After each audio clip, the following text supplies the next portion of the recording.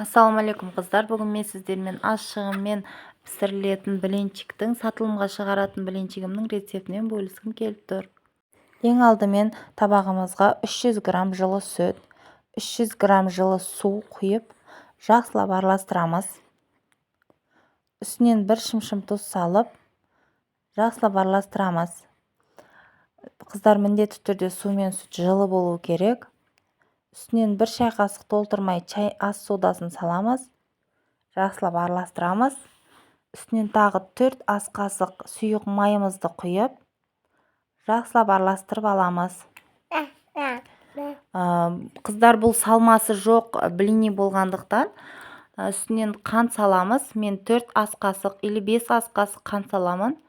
Үстінен 350 грамм ұнды електен өткізіп, араластырып, жақсылап түйіршіктер болмау керек, жақсылап араластырып аламыз. Осындай бір келкі масса болғанша араластырып аламыз. Ұнын бөліп саламыз. Видеода көрсетілгендей етіп.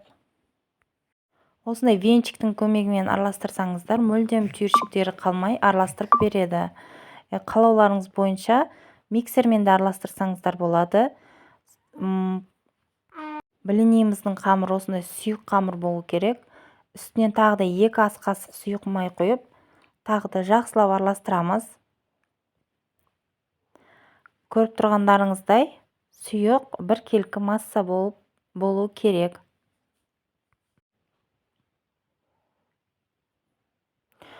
Енді жақсылап осылайша көпіртіп араластырып аламыз. Табамызды бір рет майлап жібереміз. Қыздар, осы жерде айтып кететін. Табамыз міндетті түрде осындай түтіні шығып тұратындай қызып тұру керек. Әр блинini құятын кезде қызып тұрған болу керек табамыз. Әр қамырды құюдан алдын осылай бір рет араластырып жібереміз. Бір келкі етіп құйып шығамыз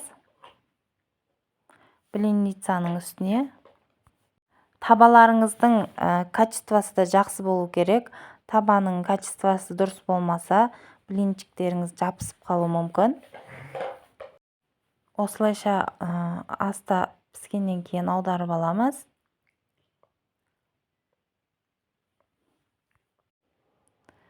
Келесі блинчиктерді де осылайша чуқа етіп құйып шығамыз. Мен әрбір блинчикті жарты шөміштен алып құйып шықтым. Қанша аз құйсаңыздар, сонша чуқа болып шығады блинчиктеріміз. Осы порциямен жасасаңыздар, 20 штук блинчик шығады. Ешқандай жұмыртқа артық заттарсыз піскен блинчигіміз дайын болды. Енді әдемілеп формаларға келтіреміз. Мен әрбір блинчикті 3 бұрыш етіп ораймын. Және пачкалерге бөлемін. Әрбір пачкеде 5 штук блинидан болады. Мен бұл блинчиктерді 280-300 теңгеден сатамын. Үйде не істесем екен деп отырғандарға керемет таптырмас лайфхак. Осылайша дүкендерге өткізсеңіздер болады. Немесе балаларымызға мектебіне беріп жіберуге де болады. Видео ұнаған болса, лайк басып менің арнама жазылуды ұмытпаңыздар. Алда қызықты видеолар көп болады.